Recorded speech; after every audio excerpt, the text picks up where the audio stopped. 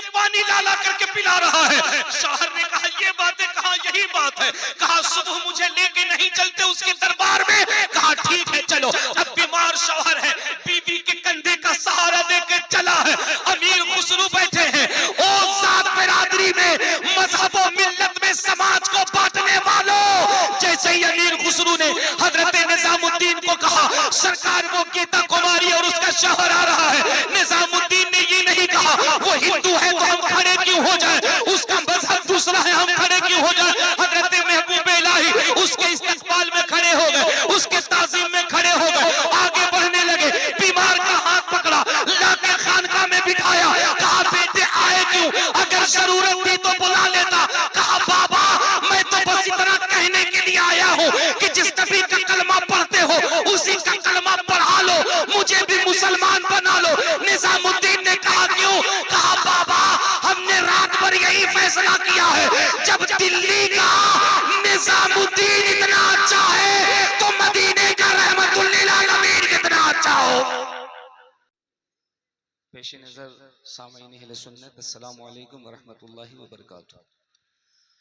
ये लच्छन बिगहा है और लच्छन बिगहा एरिए के एतबार से छोटा होगा, रकबे के एतबार से छोटा होगा, लेकिन जज्बात और इश्क के हवाले से बहुत बड़ा है।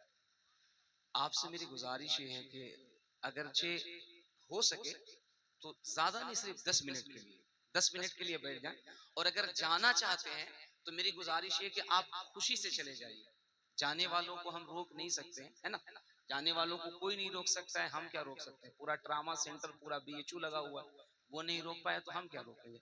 लेकिन मेहरबानी इतनी कीजिए, अगर हैं तो हुजूर की महफिल में बैठ जाइए, वल्ला खड़े मत रहिए, है ना, जो भी है बैठ जाइए। मेरी आपसे गुजारिश ये है, थोड़ा थोड़ा सिमट करके जो दरमियान में जगह खाली पड़ी है उसे बना। सुभान अल्लाह सुभान।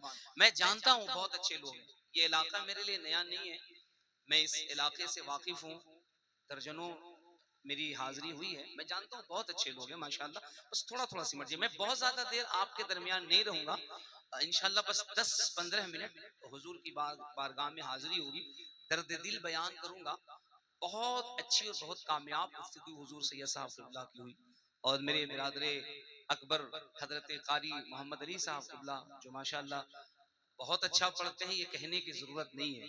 अच्छी बात यह है कि ये नाते पाक पढ़ के चले जाते हैं, कई हफ्तों तक हमारी नई नस्लों में इनके पढ़े हुए नाते पाक के असर जबान पे गुनगुनाने की शक्ल में रहते हैं। अल्हम्दुलिल्लाह रब्बिल आलमीन, है ना, अल्हम्दुलिल्लाह रब्बिल आलमीन।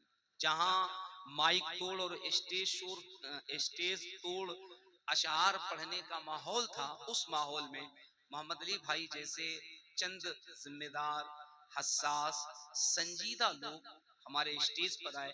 फिर हमारे स्टेजों का माहौल इस तरह बदला कि अब बजाय माइक तोड़, बजाय स्टेज तोड़ के अब लोग हुजूर की नात पढ़ते हैं, और पढ़ते पढ़ते उन पे नाते पाक का असर ऐसा होता है कि फिर वो अश्क नजराने की शक्ल में बरसते हैं, और उनकी अकीदत का टावर गुंबदे खिजरा से कनेक्ट हो जाता है।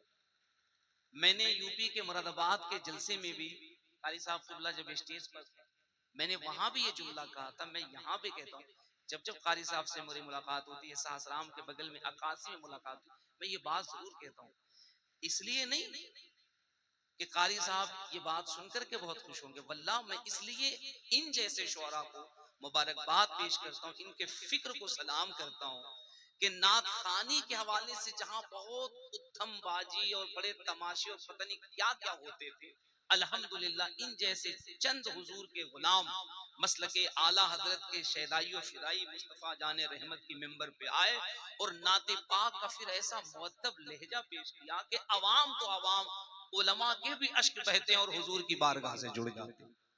अल्लाह करीम कारी साहब क़िबला और इन जैसे बेशुमार हमारे शुअरा को सलामत, है ना, तो अल्लाह करीम इन जैसों को सलामत रखे। ये जब सफर में रहें तो अल्लाह करीम गौस पाक का साया इन पे सलामत रखे। आमीन जोर से कहिए। है ना, ये सब हमारे मेहमान है, बहुत अच्छा पढ़ते हैं। अल्लाह करीम इन्हें उम्र तवील अता फरमाए, सेहत कामिला आजला अता फरमाए। मौला करीम इनके आवाज में मजीद बरकतें अता फरमाए। आप बहुत अच्छे लोग हैं, आप लोग कुर्सी पे कुर्सी पे ही रहिए, बस करम फरमाई। अगर जहमत हो तो थोड़ी सी कुर्सी लेकर के करीब में सिमट आइए, बस ज्यादा 10 मिनट गुफ्तगू करनी है। सुभान अल्लाह, सुभान अल्लाह। मैं आपके इस हौसले को सलाम करता हूँ, थोड़ा सा करीब आ जाइए ताकि लगे कि हम हुजूर की महफिल में बैठे हैं। सुभान अल्लाह, सुभान अल्लाह, सुभान अल्लाह। अल्हम्दुलिल्लाहि रब्बिल आलमीन, वस्सलातु वस्सलामु अला सय्यिदिल अंबियाइ वल मुरसलीन व अला आलिहि व अस्हाबिहि अजमईन, अम्मा बाद, फ़अऊज़ु बिल्लाहि मिनश शैतानिर रजीम, बिस्मिल्लाहिर रहमानिर रहीम, ज़ालिकल किताबु ला रैब फ़ीह, आमनतु बिल्लाहि, सदक़ल्लाहुल अज़ीम। आप जानते हैं कि वक्त की बहुत कमी है, गुंजाइश नहीं, और सबसे बड़ा मसला ये है कि मेरी तकरीर 2 बजे, 2:30 बजे, 3 बजे हो, ये मसला नहीं है, न इससे मेरी सेहत पे कोई असर पड़ता है। अल्लाह का फजल है कि फजर के अजान से 10 मिनट कबल भी मैंने तकरीर की है, कोई बड़ी बात नहीं है। सुनने वाले अगर मौजूद हैं तो अगर आप हुजूर का जिक्र सुन सकते हैं तो मुझे सुनाने में क्या परेशानी हो सकती है। हमारा तो अकीदा यह है, हमारा तो ईमान यह है कि हुजूर का जिक्र अगर आशिक दिल से समंदर के किनारे बैठ करके करे तो रब्बे काबा की कसम समंदर में तैरने वाली मछलियां भी किनारे पे आकर के हुजूर की बारगाह में दुरूद व सलाम पढ़ती हैं। अल्हम्दुलिल्लाह रब्बिल आलमीन, अल्हम्दुलिल्लाह रब्बिल आलमीन। ये अल्लाह का करम है। तो आप अगर इतने लोग भी हैं तो काफी है। हमें 22,000 नहीं चाहिए, हमें 72 करबला का हुसैनी चाहिए, है ना।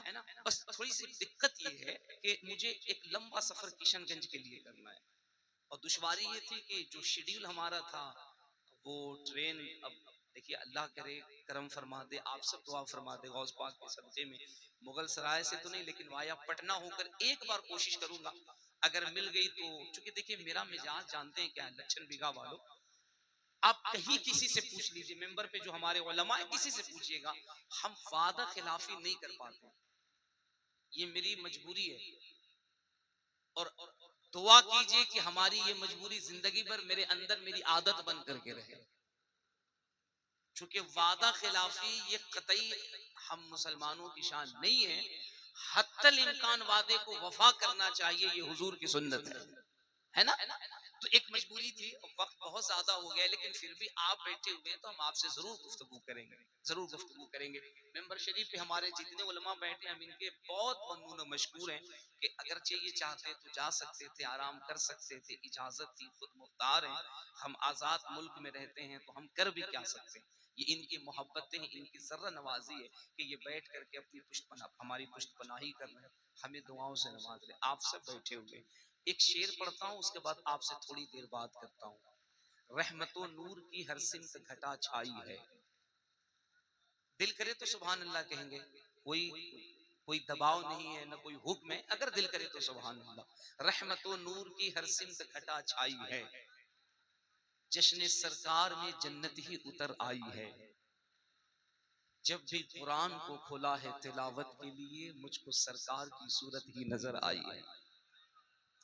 देखिए अभी जो लोग बैठे हुए हैं ना, अभी जो लोग बचे हैं, मैं ये जानता हूँ ये सब समाज के संजीदा लोग बैठे हुए हैं, जिम्मेदार लोग, जो समाज के मुफक्किर लोग होते हैं, जिनके अंदर फिक्र होती है, समाज की बुराइयों को देखते हैं, अच्छाइयों को देखते हैं, जो चाहते हैं कि समाज के अंदर सुधार हो, कुछ अच्छी चीजें हो।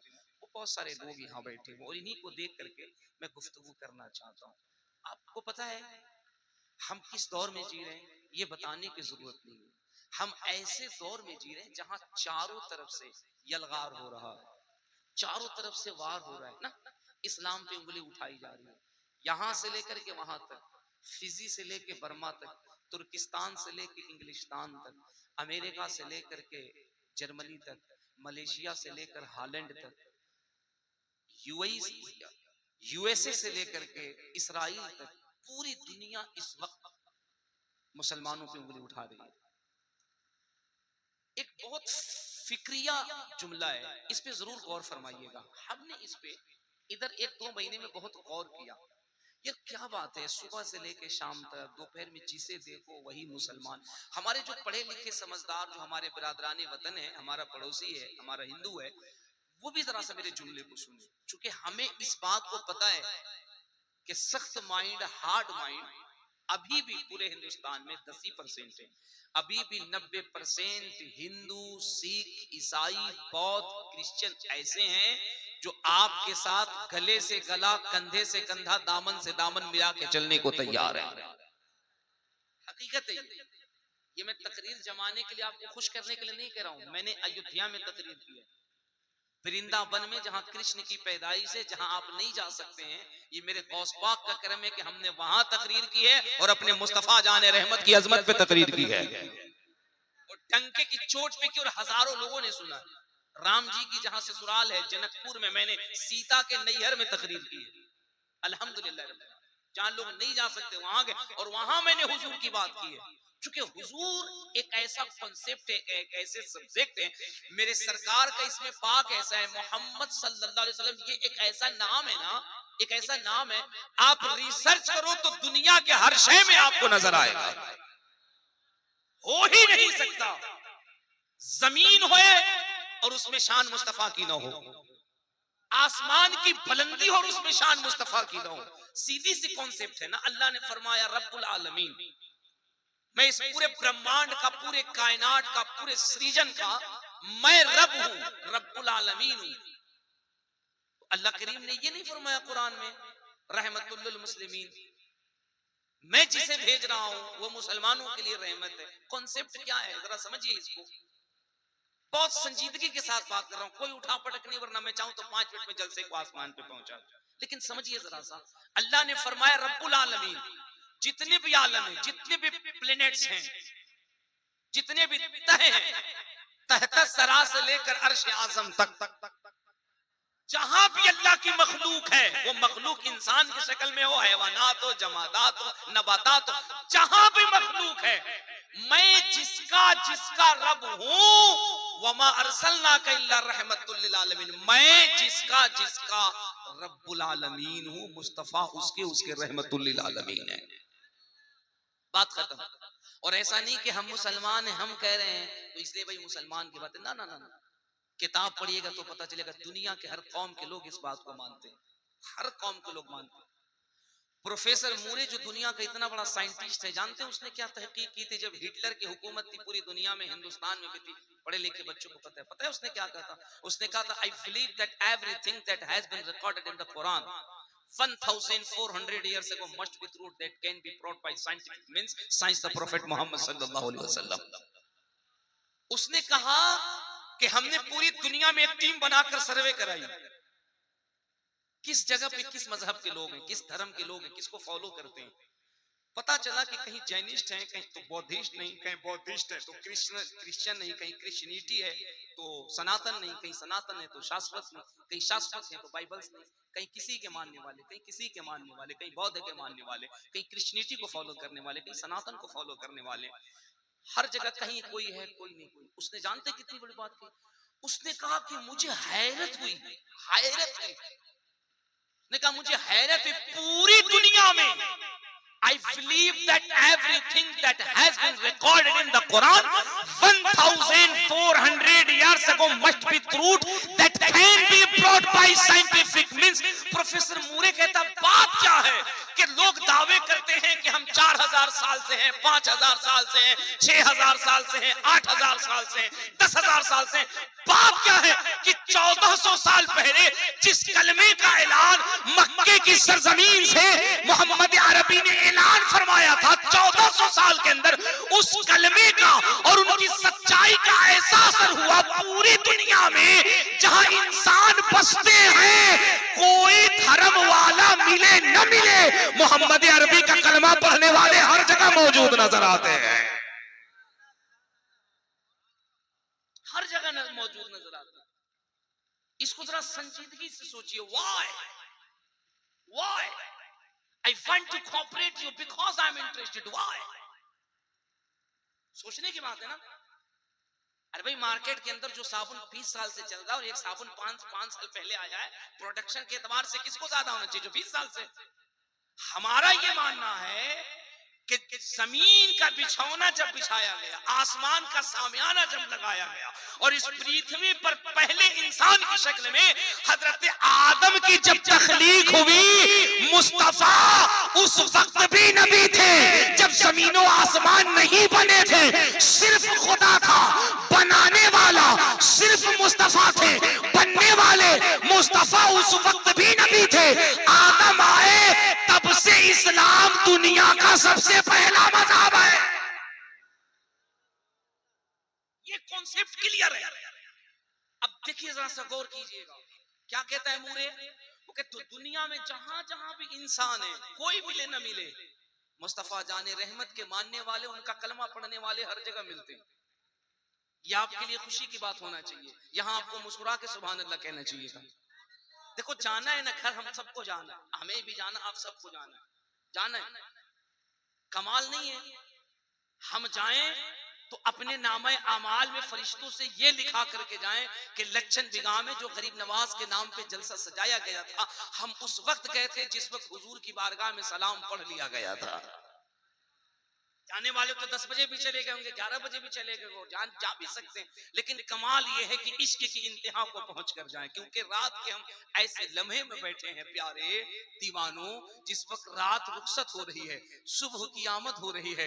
किसी ने पूछा मतलब क्या है, तो आप कह दीजिएगा हम ऐसे लम्हे में बैठे हैं जिस लम्हे में इस कायनात का ताजदार इमामुल अंबिया तशरीफ ला रहा है। आप बोल रहे हैं तो कितना अच्छा लगा। यही दीवानगी है, यही दीवानगी है। इसे आप मामूली मत समझिए। ये मत सोचिए कि हम अपनी तकरीर जमाने के लिए या अपनी बात कहलवाने के लिए आपसे बुलवा रहे। ना ना ना ना ना ना, बिल्कुल नहीं। अल्लाह का फजल है, जमाता वो है जिसकी जमती ना हो। गौस पाक का करम है, जिसकी जमी जमाई हो उसको क्या जमाना है। जमाने के लिए मैं आपको एहसास दिला रहा हूं, रात को 2 बजे के बाद भी अगर कोई बेदार है और अपने हुजूर को पुकार रहा है और अपने मुस्तफा को याद कर रहा है, तो दुनिया आज भी इसी पर तो मजबूर है। क्या बात है, हमने गरीबी इसको दी, हमने भूखमरी इसको दी, हमने सूट इसको किया, हमने बाप लिंचिंग इसकी की, हमने कत्ल इसका किया, हमने घर इसका छीना। मकसद एक था, घर छीन ले हुजूर से दूर हो जाए, कपड़ा छीन ले हुजूर से दूर हो जाए, खाना छीन ले हुजूर से दूर हो जाए। ये कैसे लोग हैं? गरीबी से समझौता, भुखमरी से समझौता, कत्तोगारत से समझौता, सबसे समझौता है। लेकिन रात के 2 बजे के बाद भी अगर इससे पूछा जाए कि क्या कहते हो, तो ये 2 बजे के बाद भी पुकार के कहता है हमारी सांसें इसलिए चल रही हैं कि हम अब भी हुजूर से मोहब्बत करते हुए नजर आते हैं। कितनी बड़ी बात है। इस रिश्ते को समझिए, इस रिश्ते को समझिए। यही रिश्ता है जो आज भी दुनिया में आपको अकेला नहीं कर रहा है। आप जरा गौर कीजिए ना, गौर कीजिए। पूरी दुनिया इस वक्त आपके पे चर्चा कर रही है, आप पे डिबेट कर रही है, आप पे डिस्कस कर रही है। मुसलमान चोर है, बेईमान है, पुअर है, गरीब है, अनपढ़ है, जाहिल है, पंचर चलाता है, सब गौर कर रहा है पूरी दुनिया। हमने गौर किया यार बात क्या है आखिर, मुसलमान पर ही इतनी तहकीक क्यों? तो जानते हैं पता तहकीक के बाद क्या पता चली ना, तस्वीर तो कुछ और है, हकीकत तो कुछ और है। मीडिया में, सोशल मीडिया में, दुनिया के प्लेटफॉर्म पे जो दिखाया जा रहा है, खुदा की कसम ये हकीकत नहीं है, हकीकत तो कुछ और है।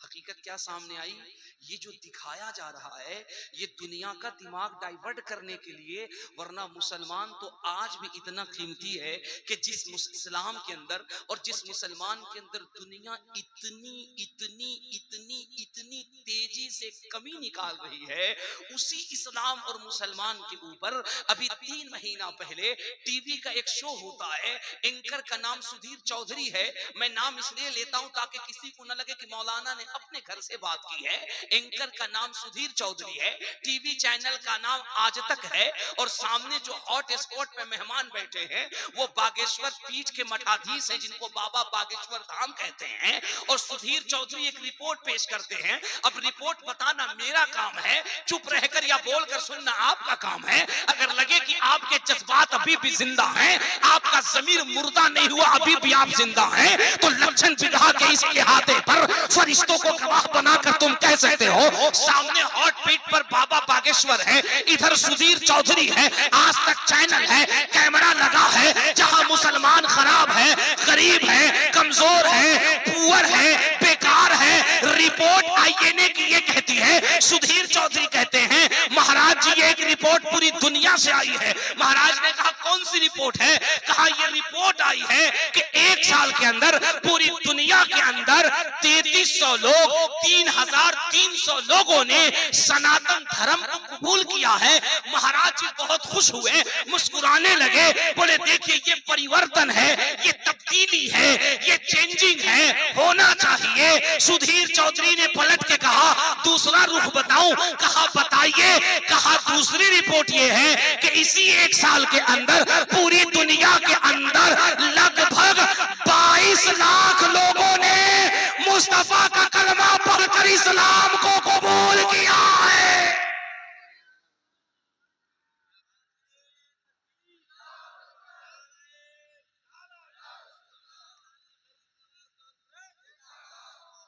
अब मुझे कहने दीजिए, अशकों से वज़ू करके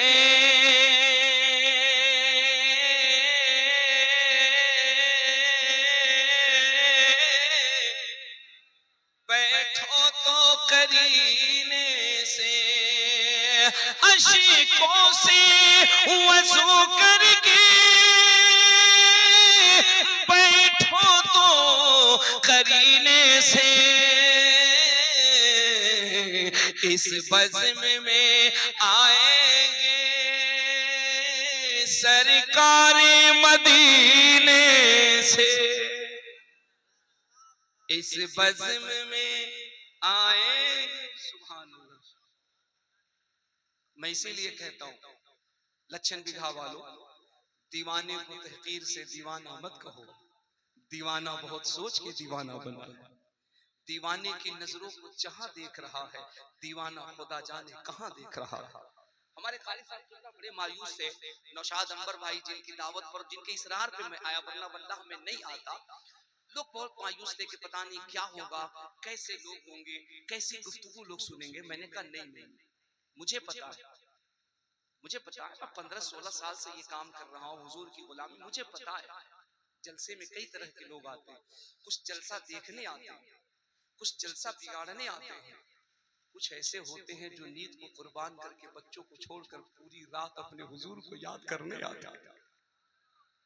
अल्हम्दुलिल्लाह मेरी शख्सियत पे कतई असर नहीं पड़ता कि मेरे सामने 10,000 लोग बैठे हैं या 10 लोग बैठे हैं। मुझे बस इतने से गरज होता है कि जो बैठे हुए हैं वो करबला के हुसैन का जज्बा लेके बैठे हैं कि नहीं बैठे। और आप इतना अच्छा हुजूर का जिक्र सुन सकते हैं। मैं सलाम करता हूँ आपको, मैं सलाम करता हूँ। मैं 5 मिनट आपसे और बात करूँ या तकरीर खत्म करूँ? नहीं सही बताएं, वो 5 मिनट और बोलूं या रहने दें? है ना, तकरीर तो फिर किसी और मौके पर सुनिएगा इंशाअल्लाह, जो मैं आंखों में आंखें डाल के बात करता हूँ। लेकिन 5 मिनट और गुफ्तगू करता हूँ अगर आपकी इजाजत, अगर आप दिल करे तो हुजूर का नाम ले सकते हैं, जोर से कह सकते हैं या रसूल अल्लाह। अल्लाह सलामत रखे जिनकी आवाज बुलंद हो रही। मैं अपने लिए नहीं कह रहा, उसका नाम पुकारिए जिसका नाम लेकर के हजरत अबू बकर सिद्दीक अकबर बन गए। उसका नाम लीजिए जिसके नाम के वजीफे की बरकत यह है कि हजरत अमर को दुनिया फारूक आजम कह रही है। उसका नाम लीजिए ना जिसके नाम की बरकत ये है कि बरेली की धरती पर एक पठान पैदा होता है जिसे दुनिया अहमद रजा खान कहती थी। अल्लामा नकी का लाडला है, लेकिन जब या रसूल अल्लाह का जिक्र करते हैं, इतना करते हैं, इतना करते हैं कि दुनिया अब उन्हें अहमद रजा खान नहीं बल्कि हमारे दिलों की धड़कन, हमारे ईमान की हिफाजत करने वाला सरकारे आला हज़रत सरसने बरेलवी के नाम से जानते हैं।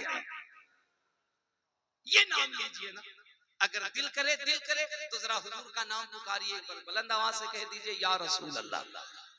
मैं बस हुजूर का नाम लेने के लिए कहूंगा, अल्लाह सलामत रखे। मैं बात क्या कर रहा था? मैं बात ये कर रहा था दुनिया आज भी हैरत में 20 लाख प्लस लोग, 3320 लाख प्लस लोग 1 साल के अंदर इस्लाम को कबूल कर रहे हैं। कहां तलवार है, कहां बारूद है, कहां बम है, कहां लड़ाई है, कहां झगड़ा? अरे भाई ये कॉन्सेप्ट कहां से हमारे दिमाग में आ जाता है? धर्म उसी को कहते हैं, मजहब उसी को कहते हैं, दीन उसी को कहते हैं जहां नफरत ना हो, जहां इंसान को इंसान से जोड़ने का तरीका बताया जाता हो। सरकार ख्वाजा निजामुद्दीन महबूब इलाही, जिनके नाम का आप जलसा कर रहे हैं, इनके मुरीद हैं। सरकार ख्वाजा निजामुद्दीन महबूब इलाही अपनी खानकाह में रहते थे, बगल में पड़ोस का घर था, उसमें से एक बच्ची थी जो आपके कुएं से पानी लेकर जाती थी, कई रोज तक नहीं आई। आपने अपने मुरीद अमीर खुसरू से कहा पता करो पड़ोसी को, 3 दिन से नजर नहीं आती, क्या बात है? अमीर खुसरू गए, आकर कहा हुजूर हमने पता किया है, उसके घर में उसका जो शौहर है ना उसे पैरालिसिस हो गया, फालिज हो गया, बीमार हो गया, चल नहीं सकता है। औरत इतनी नेक है, नाम उसका गीता कुमारी है, इतनी बड़ी पतिव्रता है, इतनी बड़ी सतीव्रता है, इतनी अच्छी है, वो अपने पति की, अपने शौहर की खिदमत करती, उसे वक्त नहीं मिलता वो पानी लेने के लिए। बात खत्म ना? खत्म ना बात? इस्लाम देखो किसे कहते हैं। सरकार महबूब इलाही ने कहा खुसरू ये बताओ 3 दिन से वो बिटिया आई नहीं, हमारे हिंदू भाई भी सुने, ध्यान से सुने, जहां है वहीं से सुने। सरकार महबूब इलाही ने कहा अमीर खुसरू ये बताओ 3 दिन से जब वो बिटिया घर के अंदर है, अपने पति की खिदमत कर रही है, घर का काम काज करे, जाहिर सी बात है उसको पानी की तो जरूरत होगी ना, पानी तो चाहिए ना। कहा जी हुजूर। अब पीर साहब ने अपने मुरीद अमीर खुसरू को ये नहीं कहा कि पानी पहुंचा दो, अगर आप हुक्म करते थे तो हजारों मुरीद पानी पहुंचा देते, लेकिन इस्लाम फैलाना था ना, मुस्तफा की तालीम देनी थी, चुप हो गए। रात हुई, पूरा दिल्ली सो रहा, सुबह जब हुई और गीता कुमारी बच्ची जब झाड़ू लगाते लगाते घर के देवड़ी पे पहुंची, दरवाजा खोला तो क्या देखती है, 2 मटका मीठा पानी रखा हुआ है। यहाँ जोर से सभी को सुभान अल्लाह कहना चाहिए। 2 मटका मीठा पानी रखा है, बड़ी हैरत में पड़ गई, पानी उठाई, घर पे लाई, काम काज की। 1 दिन हो गए, 2 दिन हो गए, बीमार शौहर ने कहा ये बताओ हम देखते हैं तुम घर में रहती हो, कोई है नहीं, तुम्हारे किसी से ताल्लुकात है नहीं, ये कौन ऐसा मुशफिको मेहरबान है जो पानी ला करके दरवाजे पे रख जाता है, बात क्या है? उसने कहा कि मेरे शौहर, मेरे पति, मुझे भी पता नहीं कि कौन रख जाता है। शौहर थोड़ा सा नाराज हुआ, बोला गलत बात है, मेरी बीमारी का फायदा उठाकर कहीं ऐसा तो नहीं कि तेरे कदम लड़खड़ा गए, तुझे मालूम करना चाहिए कि कौन ऐसा मुशफिको मेहरबान है, कौन ऐसा इंसान है जो हम बीमारों का इतना ख्याल रखता है, जो हमारी गरीबी का इतना ख्याल रखता है। हमारा तो कोई रिश्तेदार नहीं, हमारा तो कोई दोस्त नहीं है। उसने कहा ठीक है। रात के पिछले पहर में वो दरवाजे के पीछे आई, चुपचाप खड़ी हो गई और खड़ी होकर के देखने लगी। उसने क्या देखा, जब पूरी दिल्ली सो गई, जब स्याह बादल ने पूरे शहर को ढांप लिया, जब गहरी नींद में लोग चले गए, वो क्या देखती है, एक बूढ़ा, एक बुजुर्ग शख्स है जो कंबल लपेटे आहिस्ते आहिस्ते आ रहा है। आया, कंबल हटाया, अपने बूढ़े कंधे से 2 मटका पानी उठाया, चुपके से उसके दरवाजे पे रखा, कंबल लपेटा, खामोशी से जाने लगा। गीता ने दरवाजा खोला, दौड़ी, कदम पकड़ लिया। ओ मेरे बुजुर्ग बाबा, तुम कौन हो? ये चुपके चुपके कई दिनों से पानी रख रहे हो, प्यासे को पानी पिला रहे हो, भूखे को खाना खिला रहे हो। मेरा तो कोई रिश्तेदार भी नहीं है, मेरा तो कोई अजीजो अकारीब भी नहीं है, मेरा तो कोई भाई भी नहीं है। आखिर हो तुम कौन? कौन हो जो इतना ख्याल रखते हो मरीजों का? कौन हो जो इतना ख्याल रखते हो बीमारों का? अब वो जो बूढ़ा आया था ना, वो जल्दी जल्दी जाने लगा। बिटिया रोने लगी, कहा नाम बता दो, वरना शौहर मेरे कैरेक्टर पे सवाल उठा देगा, मेरी सच्चाई, मेरी ईमानदारी पे सवाल उठा देगा। अपना नाम बता दो, पता बता दो। इतना कहना था, वो बुजुर्ग पलटे और पलट के जब चेहरे से दुपट्टा हटाया, बिटिया की चीख निकल गई, कदम पे गिर गई, रोने लगी, दौड़ कर गई। अब वो शौहर से जाके कहा क्या बताऊं, वो जो 3 दिन से मुझ कमजोर को, तुझ बीमार को जो पानी पिला रहा है, वो कोई और नहीं, वो मुसलमानों का पीर है, दुनिया जिसे निजामुद्दीन महबूब इलाही कहा करती है, दुनिया जिसे महबूब इलाही कहती है। 3 दिन से वो पानी डाला करके पिला रहा है। शौहर ने कहा ये बात है, कहा यही बात है, कहा सुबह मुझे लेके नहीं चलते उसके दरबार में, कहा ठीक है चलो। अब बीमार शौहर है, बीवी के कंधे का सहारा देके चला है। अमीर खुसरू बैठे हैं, ओ जात बिरादरी में, मजहब और मिल्लत में समाज को बांटने वालों। जैसे ही अमीर खुसरू ने हजरत निजामुद्दीन को कहा सरकार वो गीता कुमारी और उसका शौहर आ रहा है, निजामुद्दीन ने ये नहीं कहा वो हिंदू है तो हम खड़े क्यों हो जाए, उसका मजहब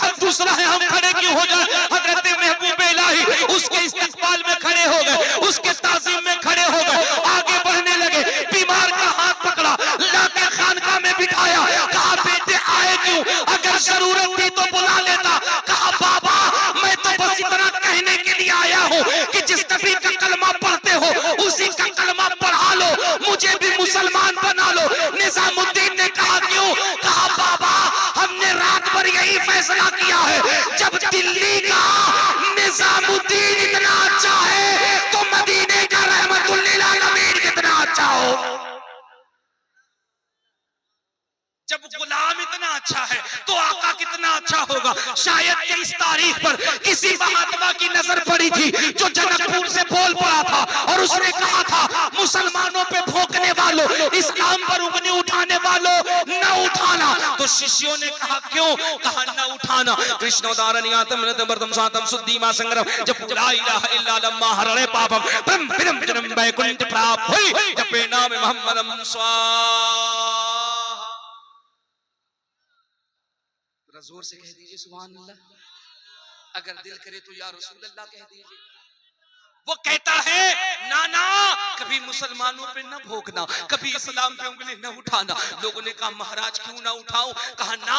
कहा क्यों? कहा सुनो मैं बताता हूं। कृष्णोदारण्यातम नृतमर्दम सातम सुद्धीमा संग्रम जप ला इलाहा इल्ला लम्मा हरणे पापम ब्रह्म विरम जन्म वैकुंठ प्राप्त हुई जपे नाम मोहम्मदम स्वाहा। उसने कहा सुनो सुनो मैं तुम्हें बताता हूं। कोटि कोटि प्रणाम नतमस्तक सकल प्रजाजनम हे दीन बंधु दयानि दि अभिनंदनम सुस्वागतम स्वाहा। आदिमा निर्मल अधर्म दुदेह कुंदन कंचनम स्वाहा। चंद्रमुख रत्नादि मणिमाणिक पक पंकजम स्वाहा। शर्मनु हर्षीतलम छम्योहनि प्रदर्शनम स्वाहा। दानी ब्रह्मा वीर रूप करुणानिधि पुरुषोत्तम स्वाहा। तीर्थ रूपम स्वर्ग सम्मक्का नगरति पावनम स्वाहा। पिंड बिंदु शोभितम राग ज्योति जन्मस्थलम स्वाहा। चतुर्भुज सिद्दीक फारूको गनियो हैदरम स्वाहा। फातिमा प्रियदर्शनी हसनैन सत्य कुटुंबकम स्वाहा। सुभान अल्लाह सुभान अल्लाह।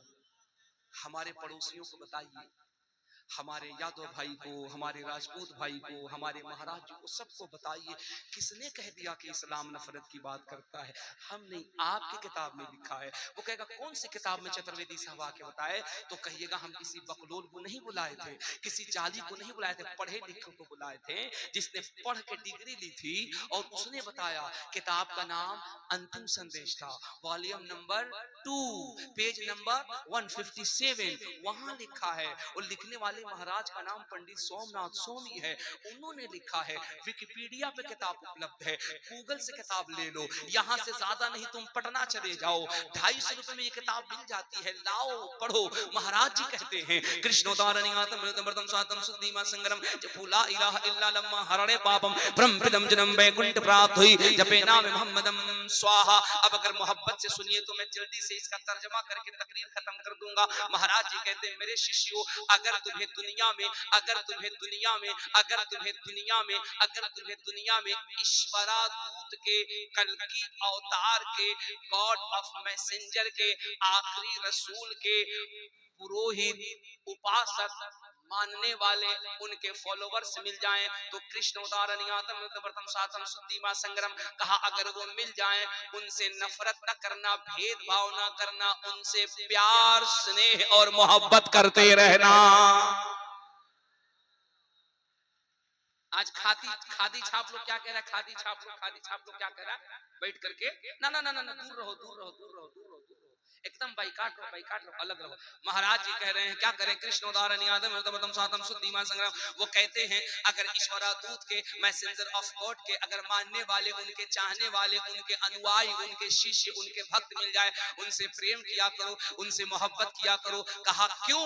क्यों मोहब्बत करे? उनके शिष्यों ने पूछा महाराज जी क्यों मोहब्बत करे? कहा इसलिए मोहब्बत करो क्योंकि क्योंकि क्योंकि क्योंकि महाभारत में कृष्ण ने अर्जुन से कहा था हे अर्जुन, हे अर्जुन, कृष्णोदारण्यातम नृतमर्दम सातम सुद्धीमा संग्रम द्वापर और त्रेता के अंदर राम और हम आए, हमने पापों का नाश किया, लेकिन कलयुग के अंदर इस पृथ्वी के ऊपर ईश्वर का एक ऐसा दूत आएगा जिसकी पहचान ये होगी संबल ग्राम में मुख्य से ब्राह्मण से महात्यमन, वो इस जमीन के, इस पृथ्वी के बीचों बीच पैदा होगा। भवने विष्णु यशस्कल की प्रादुर्भविष्यति, उसकी एक पहचान ये होगी कि उसके शरीर से एक ऐसा सुगंध निकलेगा कि उसके गुजर जाने के बाद भी रास्ता खुशबूदार रहेगा,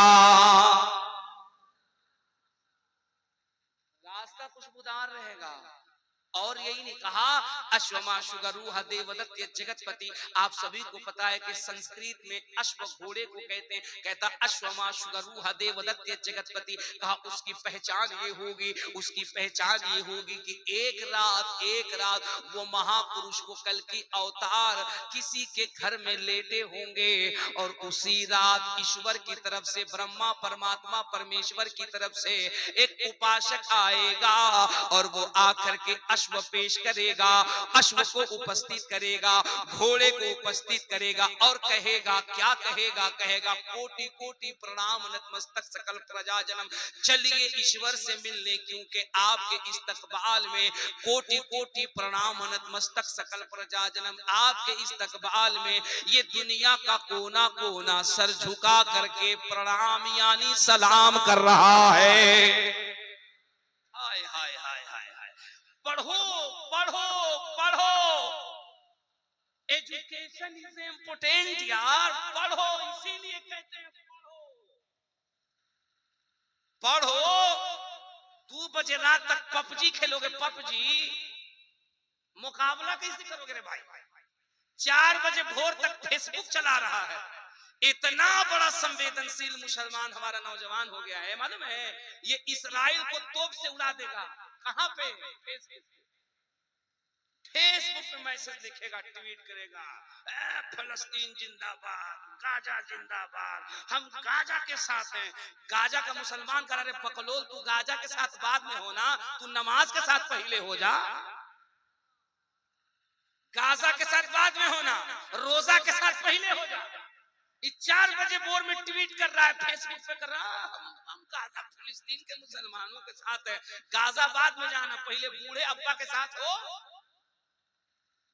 अरे बूढ़े बाप के साथ तो पहले हो जाओ, बूढ़ी माँ के साथ तो हो जाओ, बहन के साथ तो हो जाओ, भाई के साथ तो हो जाओ। सिर्फ अपना जहन बना लेने वालों, बच्चे पैदा हो गए, किसी तरीके से सरकारी में इधर उधर से मैट्रिक पढ़ा दो और मैट्रिक पढ़ाने के बाद किसी को पूना भेज दो, किसी को बंबई भेज दो। कोई लोहा फैक्ट्री में जाएगा, कोई टीना फैक्ट्री में जाएगा, कोई कचरा फैक्ट्री में जाएगा। नहीं होगा तो चारों को यहाँ दुकान कर देंगे, 200 वहां से लाएगा, 400 वहां से लाएगा, किसी तरीके से 2-4-10 लाख रुपया इकट्ठा कर लेंगे, 1-2 डिसमिल जमीन खरीद लेंगे।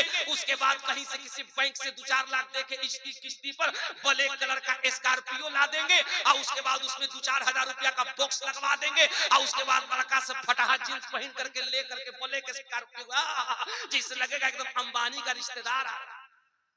नहीं, और कितना जालिम है वो बाप, कितना बेगैरत है वो बाप जो अपने बेटे के हाथ में OnePlus और एप्पल का मोबाइल देखकर खुश होता है और बेटे को स्कॉर्पियो देखकर खुश होता है और सोचता हम कामयाब हो गए।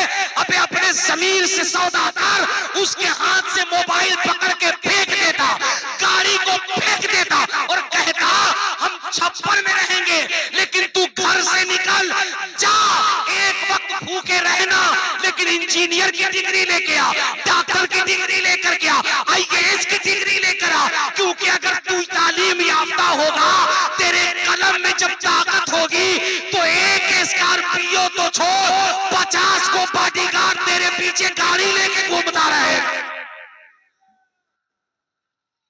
ये पैदा करो दिमाग में, ये पैदा करो। पैसा होगा तो पहले 4 बीघा खेत लेगा, नहीं वो ताकता रहेगा मुसैसा की तरह अगल बगल में, किसका जमीन बिक रहा है, नहीं किसका बिक रहा है, उसका भी खरीद लेंगे। और झगड़ा करेगा तो बात बात में कहेगा, क्या बोलेगा, पैसा से तौल देंगे। खरीदो जमीन, खरीदो जमीन, खरीदो। हमारे अच्छे प्यारे भोले प्रधानमंत्री जी ले आए हैं कानून, खरीदो खरीदो खरीदो खरीदो। हमारे प्रधानमंत्री जी कानून ला चुके हैं, वक्फ संशोधन एक्ट 2025, खरीदो। इसीलिए हमारे बड़ों ने कहा था, तुमने एजुकेशन के पावर को नहीं समझा मुसलमान, जबकि तेरे नबी की पहली तालीम थी इकरा, पहली तालीम मुस्तफा की थी इकरा। मुझे बता दे कोई मौलवी और मुझे बता दे समाज का कोई भी प्रोफेसर जिम्मेदार कि नहीं मुबारक कादरी आपने गलत बोला, मुस्तफा जाने रहमत ने मक्के में पहले कहा कि मैं नबी हूं। मुस्तफा ने पहले कहा नमाज पढ़ो। 40 साल मेरे आका की जिंदगी जो स्ट्रगल की रही, पहले नहीं कहा कि मेरी नबूवत मानो, पहले नहीं कहा कि मेरी इत्तबा करो, पहले नहीं कहा कि नमाज पढ़ो, पहले कहा इक़रा, पढ़ो पढ़ो। दुनिया आज एजुकेशन की ताकत को मान रहा है, दुनिया आज कह रहा है बेटी बचाओ बेटी पढ़ाओ, दुनिया आज कह रहा है एजुकेशन जरूरी है। मेरे मुस्तफा ने 1400 साल कहा था इतना पढ़ ले, इतना पढ़ ले, इतना पढ़ ले, इतना पढ़ ले कि जब जब किसी रास्ते से गुजरे तो तेरे तालीम के असर को देख करके दुनिया कहे जब उम्मती इतना पढ़ा लिखा है तो मोहम्मद का शान क्या होगा। पढ़ना तूने नहीं समझा तालीम की अहमियत को। इसी भारत की मिट्टी से जन्मने वाले समाज के सबसे बैकवर्ड पुअर क्लास के एक बच्चे ने तालीम की अहमियत को समझा, जिसको स्कूल के अंदर बैठाया नहीं जाता था बराबरी में, जिसको स्कूल के बाहर बिठाया जाता था, जिस टाट के ऊपर वो लड़का बैठ जाता था उस टाट को धो दिया जाता था। जब वो लड़का भूल कर अगर स्कूल में प्यास लगी थी पानी पी लेता था तो उसके गिलास को बाहर फेंक दिया जाता था। उसके करीब लोग नहीं सकते थे कि अगर सट जाएंगे तो छुआछूत हो जाएगा। जिसको इतना हिकारत से देखा जाता हो, जिसको इतना समाज में जलील किया जाता हो, उसने प्रण लिया, उसने अहद किया ना ये मुझे इतनी हिकारत से देखते हैं, मुझे अपने बराबर में बैठने नहीं देते हैं, हम बताएंगे एजुकेशन की ताकत क्या होती है। वो यहाँ पढ़ता है, दिल्ली पढ़ता है, दिल नहीं भरा, आगे बढ़ा, भारत की सरहदों सीमा से निकला, लंदन पहुंचा, ऑक्सफोर्ड गया, कैम्ब्रिज गया, दुनिया की कई यूनिवर्सिटी में गया और पढ़ कर आया। फिर उसके एजुकेशन ने उसे ये मर्तबा दिलाया कि जो समाज के लोग उसके बराबरी में बैठना नहीं चाहते थे, आज उसके इल्म का ये आलम है, उसके एजुकेशन का ये आलम है कि उसके जूते पे रख करके वक्त का प्रधानमंत्री भी जब तक संविधान की कसम नहीं लेता है तब तक वो प्रधानमंत्री नहीं बन सकता है। उस भीमराव अंबेडकर ने कहा था देश की शिक्षा है, कल अंबेडकर को बराबरी में नहीं बिठाया जाता था। आज शिक्षा एजुकेशन का आलम यह है कि हमारे बनाए हुए संविधान पे जब तक कोई शपथ नहीं लेता है वो देश की सबसे बड़ी कुर्सी पे प्रधानमंत्री बनकर नहीं बैठ सकता। खोलो खोपड़ा, इस फहम से बाहर निकलो। ए मेरे कौम के कयूर लोगों, खुदा की कसम अपनी नस्लों पर रहम खाओ। कब हम बेदार होंगे यार। तुम इस्लाम की फिक्र ना करो, मैं पहले बता रहा हूं, इस्लाम की फिक्र ना करो कि इस्लाम का क्या होगा, ना करो इस्लाम की फिक्र। खुदा का फजल है, ये इस्लाम किसी मुल्ला की देन नहीं है, ये रब्बे काबतुल्लाह की देन है। इस इस्लाम को करबला में हुसैन के खून ने सींचा है। ये ऐसे ही चलेगा जैसे चल रहा है, इसे जितना दबाया जाएगा ये उतना ही उभरता जाएगा। महाराज कह रहे हैं ना, महाराज कह रहे हैं ना, कृष्णोदारनियादम मर्दम सुद्दीमा संगम या बुला इलाहा इल्लल्लाह महाराज, हम कह रहे हैं अगर मिल जाए उनके शिष्य, उनके अनुयायी जिनके जिस्म से सुगंध आती हो जाने के बाद भी जो घोड़े पे सवार होकर ब्रह्मा से ईश्वर से मिलने जाते हैं, अगर वो मिल जाए तो उनसे दोस्ती करो। कहा क्यों दोस्ती करें? कहा उन्होंने जिनके बदन से सुगंध खुशबू आती है अपने मानने वालों को ये मैसेज दिया है। क्या मैसेज दिया है? तो वो कहते हैं मैसेज ये दिया है, कोटि कोटि प्रणाम नतमस्तक सकल प्रजाजनम है दीन बंधु दयानिधि अभिनंदनम स्वागतम आके मां निर्मल अधर मधु देह कुंदन कंचनम। वो कहते हैं ये मैसेज दिया है कि जब तुम उनके शिष्यों से, उनके उम्मतियों से दोस्ती कर लोगे तो उनके उम्मतियों की पहचान ये है, वो खाना बाद में खाएगा, पहले अपने पड़ोसी को खुद खिलाता हुआ नजर आएगा, खुद खिलाता हुआ नजर आएगा, वो तुम्हारे सामान की हिफाजत करेगा। इस्लाम कैसे फैला भाई? ऐसे ही फैला है, चलते फिरते इस्लाम फैला है। आप चल रहे हैं, इस्लाम फैल रहा है। कोई जरूरी नहीं है कि इस्लाम को फैलाने के लिए मौलाना मुबारक चतुर्वेदी बनिए, कोई जरूरी नहीं है कि आपको इस्लाम फैलाना है तो पहले जरूरी है कि आप बहुत बड़ी पगड़ी बांध लीजिए, बहुत बड़ी दाढ़ी हो जाए, तभी लंबी तस्बीह लीजिए तो इस्लाम ना, अच्छे इंसान बन जाओ, खुदा की कसम अच्छे इंसान बनो, तुम चलोगे दुनिया देख कर कहेगी जब गुलाम के चलने का तरीका इतना अच्छा है तो इसके रसूल का तरीका कितना अच्छा होगा। आपने नहीं पढ़ा था, नहीं देखा आपने? इसी इसी जयपुर में अभी सोशल मीडिया पे खबर है, 2 हफ्ता पहले की बात है। असलम नाम का एक गरीब ड्राइवर है, टेम्पो चलाता है जयपुर में। एक आदमी को बिठाला और लेके गया, उसके घर पे छोड़ दिया, टेम्पो लेके आगे चला गया। अखबार में आप लोगों ने पढ़ा होगा, उसके ऑटो के अंदर तकरीबन 35 लाख रुपए का जेवर सोना और तकरीबन 1-1.5 लाख रुपए नकद और जमीन के कुछ जरूरी दस्तावेज उसकी गाड़ी में रह गए। और जिसका सामान था वो बेचारा घर पे गया, रोने लगा, इतनी बड़ी कीमत, परेशान हो गया, उसे याद भी नहीं कि कहां छूटा। उसने जाकर के थाने में कंप्लेंट लिखवा दिया। इतनी ही देर के अंदर थाने के अंदर वो असलम भी पहुंचा चले। थाने में जाकर कहा कि सर मेरी गाड़ी के अंदर इतने इतने पैसे छूटे हुए थे, इतनी इतनी रकम छूटे हुए थे, तो सर मुझे पता नहीं कि ये किसका है। मेरी गाड़ी के अंदर कोई बंदा बैठा था, जब मुझे पता चला तो मैं लेके चला जाता, कोई क्या जान रहा था, किसी को पता भी नहीं था, लेकिन ये मैं आपके पास लेकर आया हूँ। अगर कोई आपके पास कंप्लेंट करे, FIR करे, आप ये अमानत उसको लौटा दीजिएगा। जयपुर की प्रशासन ने कहा तुम यहीं रुको, हम 10 मिनट में उसको बुलाते हैं जिसकी ये अमानत है। उसे बुलाया गया और रिपोर्ट ये कहती है कि वो बंदा कट्टर था, मुसलमानों को फूटी आंख नहीं देखना चाहता था। उसने जब आया, उसने देखा कि ये ड्राइवर है, इसका नाम असलम है, तो उसने कहा यार एक बात ये बताओ, तुम लोग तो बड़े बेईमान होते हो, तुम्हारे बारे में तो हमें ये बताया जाता है कि ये जहां रहते हैं हम सेफ नहीं रहते, ये क्या हो गया? तुम तो ये लेके जा सकते थे, हमको पता भी नहीं था, हमने तो गुमनाम में FIR कराया, हमको तो मालूम भी नहीं था। सुनो असलम ने क्या कहा, साहब हम गरीब जरूर है, हम ऑटो जरूर चलाते हैं, लेकिन आपको पता नहीं हम मुसलमान हैं, हम मर जाते हैं लेकिन अपने रसूल से कभी गद्दारी नहीं करते हैं। अरे जरा जोर से बोल यार सुभान अल्लाह। अगर ये तकरीर कहीं हमने लखनऊ में की होती, खुदा की कसम हंगामा बर्पा हो जाता, लेकिन जो सुन रहे हो अल्लाह का करम है। कहा साहब हम गरीब जरूर है, हम टेम्पू चलाते, लेकिन हमने जिसका कलमा पढ़ा है ना, हमें बड़ी हया है, हम उस रसूल से इतनी मोहब्बत करते हैं कि हम मुस्तफा से कभी गद्दारी नहीं कर सकते। कहा क्या मतलब है? कहा मेरे नबी ने ये तालीम दी है किसी की अमानत में खयानत मत करना। कितनी नॉर्मल सी बात है। उस बंदे के तासुरात सुनो, उसने पुलिस के सामने कहा सर इस बंदे की एक ईमानदारी ने मेरी पूरी जिंदगी की सोच को बदल दिया है। उसने कहा कि सर इस बंदे की ईमानदारी ने मेरी पूरी जिंदगी की सोच को बदल दिया। प्रशासन ने कहा क्या मतलब? कहा कि सर हम तो बचपन से, मेरी उम्र 55 साल की होगी, हमने अपने पूरे खानदान को बताया है कि मुसलमान जहां है हम सेफ नहीं है, मुसलमान जहां है हम खतरे में है, लेकिन आज इस बच्चे ने बता दिया नहीं, अगर वाकई हम अगर कहीं सुरक्षित हैं तो कहीं और सुरक्षित नहीं है, हम वहीं सेफ रहते हैं जहां हुजूर के गुलाम रहा करते हैं। अपना किरदार बनाओ ऐसा, अपना कैरेक्टर ऐसा बनाओ यार, चलते फिरते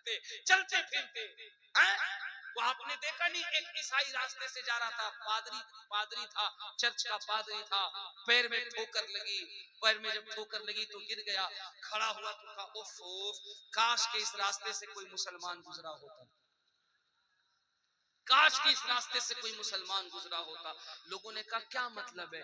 कहा मतलब ये है कि आज जो हमें पैर में ठोकर लगी है, खुदा की कसम अगर मुझसे पहले अगर इस रास्ते से कोई मुसलमान गुजरा होता तो हमें रास्ते में ठोकर नहीं लगती, क्योंकि मुसलमान जिस नबी को मानता है उसके नबी की तालीम ये है कि रास्ते से पत्थर हटाओ, अल्लाह तुम्हें एक उम्रे का सवाब अता फरमा देगा। यहूदी औरतें, हजरत सलाहुद्दीन अय्यूबी का जब जमाना था ना, तो यहूदी औरतें कहती थी कि तुम अपने लाड से खौफ खाना, अपने रहबर से खौफ खाना, अपने सूबेदार से खौफ खाना, लेकिन कभी भी सलाहुद्दीन से खौफ मत खाना। कहा क्यों? उसने तो बैतुल मुक़द्दस फतह कर लिया।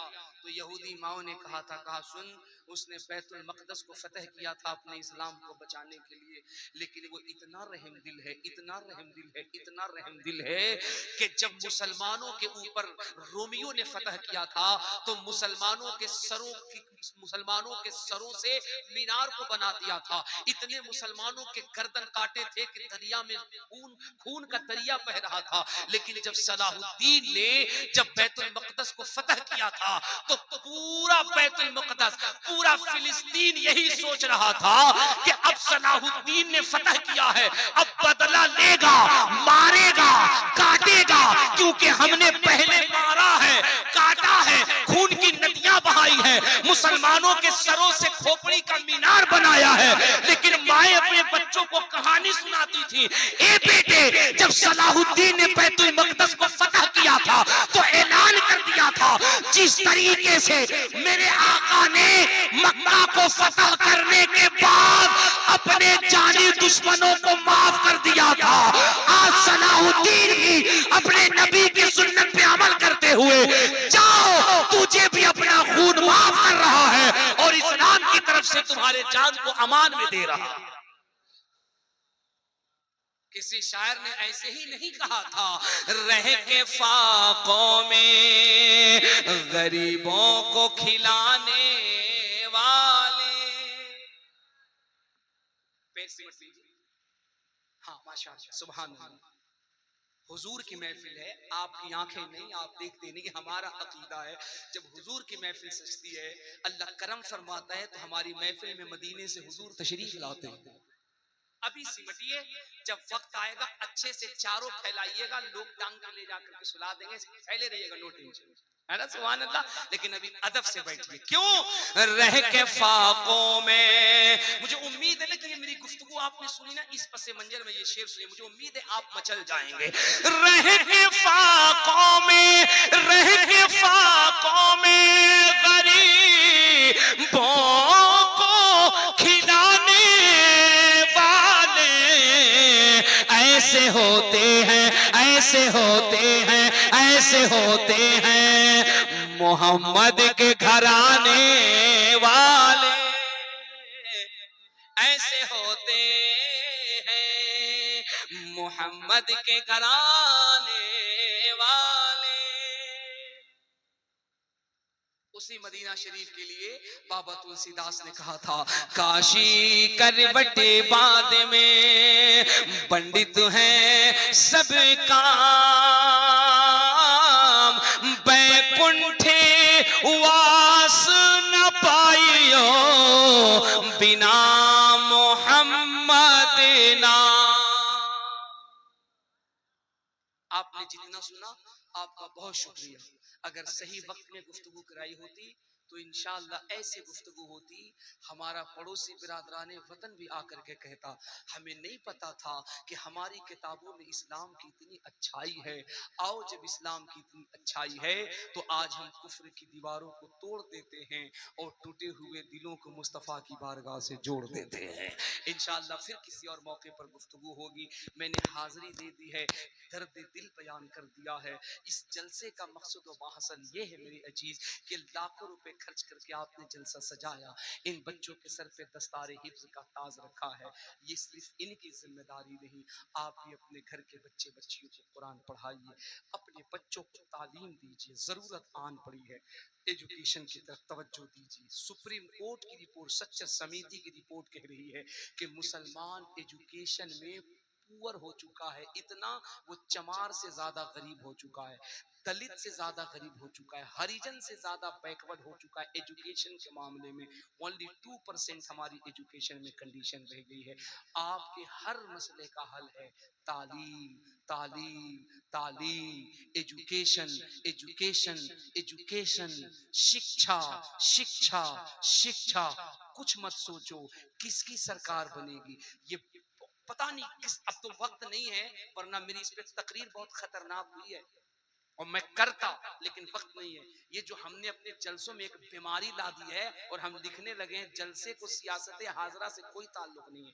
कहां से ये बेहुदा कलमात लेकर आ, क्यों नहीं ताल्लुक है भाई, क्यों नहीं ताल्लुक है? जरा ठंडे दिल से काहे नहीं ताल्लुक है? क्या कीजिएगा, सिर्फ जिंदगी भर तरी बिछाइएगा। झाड़ू लगाइएगा जिंदगी भर, खाली वोट दे देंगे हम। फंडामेंटल राइट की बात करेगा कौन? आंखों में आंख मिलाकर अपना हक कौन मांगेगा? निकलिए इस बीमारी से जो 70 साल से आपके जहनों में खुराफात डाला जा रहा है। जलसे से काहे नहीं ताल्लुकात होगा? हमको ताल्लुकात होगा। उठाइए ना जरा सा 2017 में केजरीवाल का इंटरव्यू, जब केजरीवाल से पूछा था मीडिया ने कि इतने कम वक्त में आप दिल्ली में आए और इतनी अच्छी हुकूमत आप चला रहे हैं, ये अचानक सियासत में उभरने का तरीका आपने कहां से सीखा? तो मिस्टर केजरीवाल ने कहा था, हम ही नहीं दुनिया का कोई भी सियासतदान अगर सियासत में कामयाब होना चाहता है और अच्छी छवि के साथ में अगर पॉलिटिक्स करना चाहता है तो उसे ये चाहिए कि मुसलमानों के दूसरे खलीफा हजरत उमर की जिंदगी को पढ़ा करे, जिसने बैक वक्त में 22.5 लाख मुरब्बा मील पे अकेले हुकूमत किया था। बंद कीजिए ये सब बकवास और ठकोचला। जलसे को सियासत हाजरा से कोई ताल्लुक, खाली वोट देंगे हम, खाली दरी बिछाएंगे हम, जिंदाबाद जिंदाबाद जिंदाबाद। गलत है ये सब बातें। पावर पैदा कीजिए, फिक्र पैदा कीजिए, मजबूत बनिए, अपनी क़यादत को मजबूत कीजिए, अपनी आवाज को मजबूत कीजिए। जब आप मजबूत रहेंगे आपकी क़यादत मजबूत रहेगी। दुख का मकाम है यार, दुख का मकाम है। हम इतने बैकवर्ड हो चुके हैं, हमारी फिक्र इतनी बैकवर्ड हो चुकी है, हमारी आवाज ब्लॉक तक नहीं है, हमारी आवाज पार्षद भवन तक नहीं है, और हम ये कहते हैं कि हम पूरी दुनिया में अपना बात कर देंगे। कहां से कीजिएगा? कौन है कहने वाला? अपनी क़यादत पैदा करो, अपने समाज के नौनिहारों को इतना जिम्मेदार बनाओ कि तुम्हारे बच्चे जाएं। ये संविधान ने, भारत के संविधान ने तुम्हें यह अधिकार दिया है, भारत के कानून ने यह आपको हक दिया है कि जमाने की आंख में आंख मिलाकर कहिए, ये मुल्क जितना आपका है उतना मेरा है। इस मुल्क के अंदर जहां आप पूजा करते हैं, हम इबादत करते हैं, और जरूरत आन पड़ी तो भारत की सरहद पे अगर तिरंगा आप उठाएंगे तो भारत की हिफाजत के लिए छातियों पे गोलियां खाकर तिरंगे को बचाने वाले हम मोहम्मद के गुलाम मौजूद रहे। निकलो इस बीमारी से बाहर, निकलो। आज लोग पाकिस्तान पाकिस्तान पाकिस्तान पाकिस्तान कर रहे हैं, तुम कहते हो। आज भी जाकर पूछो लाहौर इस्लामाबाद से, आज भी वो कहता है हम भारत को इसलिए नहीं जीत पाए, हम कारगिल में बैक इसलिए हो गए, और भारत का तिरंगा कारगिल पे इसलिए लहराता है, और भारत आज भी इसलिए कामयाब है कि हमने जब भारत को कब्जा करना चाहा तो भारत के एक बेटे ने सरहद पे आके कहा था, जब तक भारत की धरती पर एक अब्दुल हमीद जिंदा रहेगा वो भारत के तिरंगे को कभी झुकने नहीं दे सकता है। अगर इस पे बोलने आए ना, हजारों तारीख बताएंगे, हजारों तारीख। मजाक है? जो मर गया इस देश की आन बान शान के लिए, इतिहास पढ़ो और बताओ दुनिया को कि इन अंग्रेजों से भारत को छुड़ाने के लिए दिल्ली से लाहौर तक एक भी ऐसा कोई पेड़ नहीं था, कोई दरख्त नहीं था जिस पेड़ पर उलमा की गर्दनों में फांसियां न लगाई गई हो। हम क्यों काला पानी चले गए? हम क्यों अंडों